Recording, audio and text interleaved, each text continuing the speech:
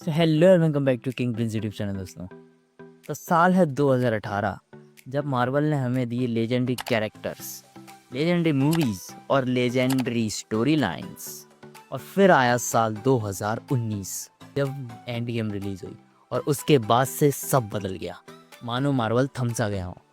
आप लोग खुद ही देखो गाइस, एंड गेम 7 साल हो गए उस मूवी को रिलीज हुए और अभी तक ऐसा लगता है कि मार्वल तब से वहाँ से आगे बढ़ा ही नहीं है बिल्कुल भी। मार्वल ने तब से जाने कितने डजन ऑफ मूवीज और टीवी सीरीजेस अंड तरीके के निकाल दिए हैं। दिन वो गिरता ही जा रहा है, क्रिंज होता जा रहा है, cringe characters, cringe movies, cringe TV सीरीजेस लाता जा रहा है, सिर्फ एक दो को छोड़ के। मगर क्यों ऐसा मार्वल ने क्यों किया?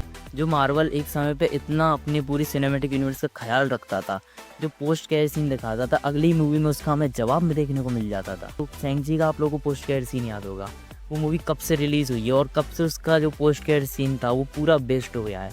और सिर्फ शैंक-ची का ये केस नहीं है, काफ़ी सारी मूवीज़ रिलीज़ हुई हैं और उनके पोस्ट कैर सीन का कोई क्लोजर अभी तक नहीं दिया गया है। न्यू कैरेक्टर तो मार्वल इस तरीके से बरसा रहा है जैसे बाढ़ आ गई हो, और न्यू कैरेक्टर्स में से किसी के बारे में ऑडियंस को एक को भी ठीक से नहीं पता है। मगर क्यों? जो मार्वल एक समय में अपने सिनेमैटिक यूनिवर्स का इतना ज़्यादा ख्याल रखता था और उसने बाकी लोगों को इन्फ्लुएंस किया सिनेमैटिक यूनिवर्स बनाने पर, आज वो खुद इतना नीचे कैसे गिरता जा रहा है और क्या वो कमबैक कर पाएगा? आज के हम इस वीडियो में जानने वाले हैं। तो चलिए ज़्यादा देर नहीं कहते हैं, वीडियो करते हैं शुरू। Let's go. तो अब देखो, साल 2008 से 2019 तक मार्वल की जितनी मूवीज़ आई हैं, मुझे पता है आप में से काफ़ी सारे लोगों से ऑर्डर वाइज बता दोगे और कौन से पेज में कौन सी मूवी थी ये तक बता दोगे। मगर अब क्या आप लोगों को पता है कि मार्वल का करेंटली कौन सा पेज चल रहा है? सच कहूं तो मुझे भी नहीं पता।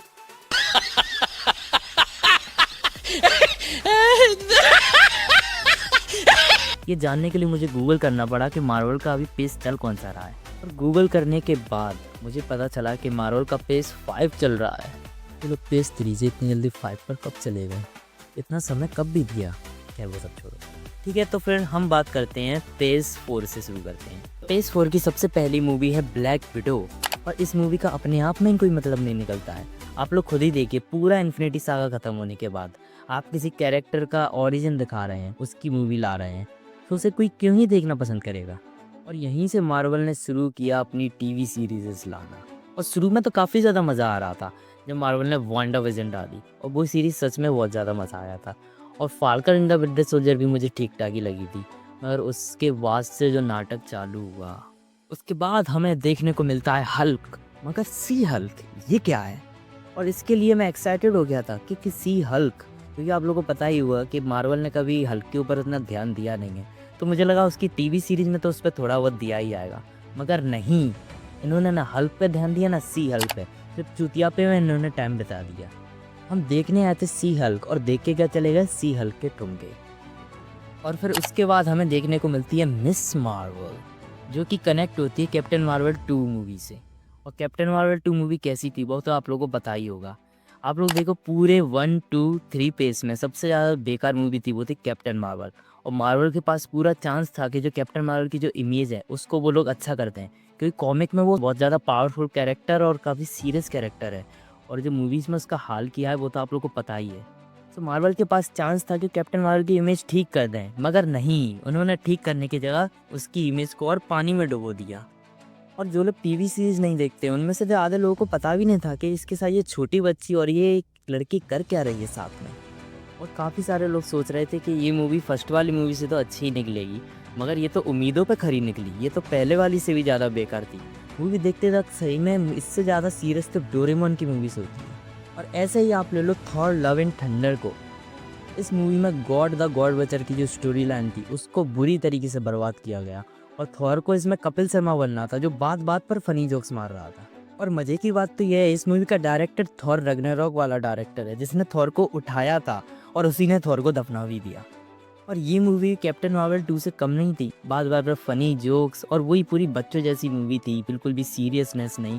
जबकि मूवी में थॉर के साथ हम लोगों को पता ही है कि क्या क्या हो चुका है, फिर भी मूवी बिल्कुल भी ऐसी सीरियस नहीं थी, और इस मूवी ने सभी को डिसअपॉइंट कर दिया था। और यही प्रॉब्लम है न्यू मार्वल की। हाँ मुझे पता है पहले भी मूवीज़ में कॉमेडी हुआ करती थी, मगर एक हद तक जो कैरेक्टर की सीरियसनेस थी वो रहनी चाहिए। अगर स्क्रीन पर कोई कैरेक्टर कुछ बोल रहा है तो उसमें सीरियसनेस होनी चाहिए। और यही डिफरेंस है ओल्ड कैरेक्टर और न्यू कैरेक्टर्स में। जो ओल्ड कैरेक्टर्स थे वो फ़नी भी थे और साथ ही साथ काफ़ी ज़्यादा सीरियस भी थे, सब लोग उनकी बात सुनते थे। और आप सोच लो, जब सीक्रेट वॉर्स में सी हल्क डॉक्टर डूम से कुछ बोल रही होगी, क्या कोई उसे सीरियस लेगा?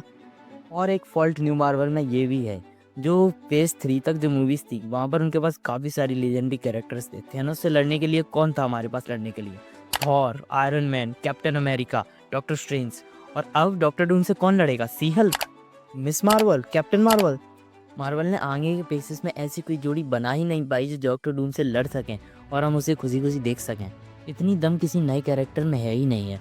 मार्वल को फिर से अपने ओल्ड कैरेक्टर्स लाने पड़ेंगे, जैसे कि थॉर हो गया, डॉक्टर स्ट्रेंज हो गया, स्पाइडरमैन, और अभी तक क्रिस इवेंस को ही वापस लाने की बात की जा रही है। तो यही सारे जो ओल्ड कैरेक्टर्स हैं, यही हमें आगे की एवेंजर्स मूवीज़ को लीड करते हुए नज़र आने वाले हैं। और ये जितने भी न्यू न्यू क्रिंज कैरेक्टर्स हैं, ये सब हमको 5-5 मिनट से भी ज़्यादा नहीं दिखने वाले हैं अगली एवेंजर मूवी में। हाँ, काफ़ी सालों बाद मार्वल ने फिर से 1 बिलियन हिट किया डेडपूल एंड वुल्वरीन मूवी से। और इस मूवी का अगर मैं आप लोगों को बताऊं तो ये मूवी जब मैं देख रहा था तब तो मुझे काफ़ी ज़्यादा मज़ा आ रहा था। हाँ, क्या फिल्म है। मगर इसे देख के मैं जैसे ही बाहर निकला तो मुझे याद आया कि मूवी में स्टोरी तो थी ही नहीं। आप ही लोग बताओ, आप लोग को ये मूवी क्यों याद है? डेडपूल के डांस की वजह से जो इतना ज़्यादा वायरल हुआ था, और जो वुल्वरीन एंड डेडपूल की जो मस्ती थी उसकी वजह से याद है? किसी को भी इसका विलन याद है? ये मूवी हमें कितना भी मज़ा दिलाती हो, मगर ये मूवी और ज़्यादा एपिक हो सकती थी अगर इसका विलन और ज़्यादा खतरनाक होता। मगर नहीं, ये मूवी भी मस्ती मस्ती में निकल गई पूरी। और अब तो इसके सीक्वल भी बनने की बात चल रही है, और बनेगा भी क्यों नहीं। अगर कोई मूवी 1 बिलियन टच करती है तो उसका सीक्वल बनना तो। मगर इन सब के बावजूद क्या मार्वल फिर से कमबैक कर सकता है और हमें वो वैसी legendary characters, legendary story lines, movies वापस देखने को मिल सकती हैं? तो हाँ, बिल्कुल देखने को मिल सकती हैं, क्योंकि कुछ समय पहले न्यूज़ आप लोगों ने देखी ही होगी। मार्वल वापस ले आया है रूसो ब्रदर्स को, और ना सिर्फ रूसो ब्रदर्स को, वो लाया है हम सब के फेवरेट आरडीजे को। और मुझे इतना विश्वास कैसे है कि मार्वल फिर से कमबैक कर लेगा, क्योंकि ये जो दोनों रूसो ब्रदर्स हैं, इन्होंने मार्वल में काफ़ी ज़्यादा योगदान दिया है। इनके जो winter soldier, infinity war, end game सब इन्हीं की देन है। तो मार्वल भी ये बात जान गया है कि उनके जो न्यू कैरेक्टर्स हैं उनमें कोई दम नहीं है। उन्होंने उन्हें बिल्कुल बच्चों के लिए बना दिया है, इसीलिए वो वापस ले आए रूसो ब्रदर्स को और आरडीजे को, जिससे कि ये सारा जितने भी उन्होंने गलतियाँ की हैं उन सबको वो दिखाकर और वो एक रीबूट कर सकें। और उसके बाद मार्वल दोबारा वो गलती नहीं करने वाला है जो गलती उसने फेज़ 4 में की थी। मल्टीवर्स सागा का एंड होते ही हमें मार्वल में देखेंगे म्यूटेंट्स और एक्समैन में ऐसे ऐसे कैरेक्टर्स हैं जो काफ़ी ज़्यादा लेजेंडरी हैं, और उन्हें अगर ठीक तरीके से स्क्रीन पर दिखाया जाए तो वो जो थॉर, आयरन मैन और कैप्टन अमेरिका ने जो इमेज बनाई है वैसी ही सेम इमेज वो भी बना सकते हैं। और मार्वल की अगली मूवी जो लेटेस्ट रिलीज़ होने वाली है वो है कैप्टन अमेरिका 4, और वो भी अगर विंटर सोल्जर की वाइब्स दे रही है और वैसी ही रही तो काफ़ी ज़्यादा मज़ा आएगा।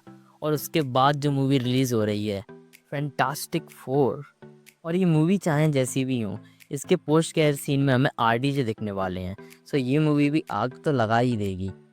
और ये मैं इस मूवी में पोस्ट कैर सीन में आरडीजे के दिखने की बात कैसे बोल रहा हूँ, क्योंकि मार्वल को अपना विलन सेटअप भी तो करना है, और इस मूवी में दिखाएंगे तो वो लोग कब दिखाएंगे, उनके पास समय भी नहीं है। और इसके बाद जितनी भी मूवीज़ लाइनअप है वो मूवी काफ़ी ज़्यादा एक्साइटिंग लग रही है, और उन्हें ठीक से बना दिया तो वो मूवी काफ़ी ज़्यादा अच्छी लगेंगी।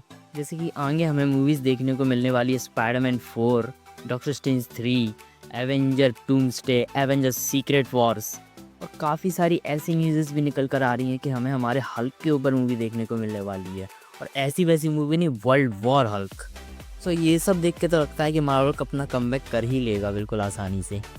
मगर एक बात तो सच है और इसे कोई नहीं बदल सकता, मार्वल का जो फेज़ 4 था वो काफ़ी ज़्यादा बेकार था। उसकी टीवी सीरीज़, मूवीज़ सिर्फ कुछ को छोड़ के वो काफ़ी ज़्यादा बेकार थी, और फेज़ 5 की भी मूवीज़ का भी यही हाल था। मगर मार्वल फेज़ 6 से सारी चीज़ों को बदल सकता है और अपनी खोई हुई इज्जत वापस ला सकता है। और अगर मार्वल ऐसा नहीं करता है, कैरेक्टर की सीरियसनेस और जो पहले जैसे कैरेक्टर्स हुआ करते थे वैसे वापस नहीं लाता है और ऐसे ही क्रिंज कैरेक्टर्स कंटिन्यू रखता है, सो काफ़ी सारे सिनेमैटिक यूनिवर्स मार्वल को गिराने के लिए आ चुके हैं। जेम्स गन अपने डीसी यूनिवर्स के साथ इस बार पूरी हाथ धो के तैयार हैं। तो ये था आज का पूरा टॉपिक। अगर मार्वल चाहें तो वो बिल्कुल कमबैक कर सकता है, और फैंस भी उसे पूरी तरीके से सपोर्ट करने के लिए तैयार हैं। तो गाइस, आज की वीडियो से इतना ही। अगर आप लोग जानना चाहते हैं कि शक्तिमान का ओरिजिन क्या है और उसके लास्ट एपिसोड में जो किल्विस था वो मरा या नहीं, तो ये पूरी वीडियो और पूरा टॉपिक मैंने कवर किया है अपनी इस वाली वीडियो में। तो इसकी मैं लिंक डिस्क्रिप्शन में डाल दूंगा, आप लोग वहाँ से देख सकते हैं। सो तब तक के लिए goodbye and thank you. मैं मिलता हूँ किसी और वीडियो में। चैनल को सब्सक्राइब करना ना भूलें। धन्यवाद।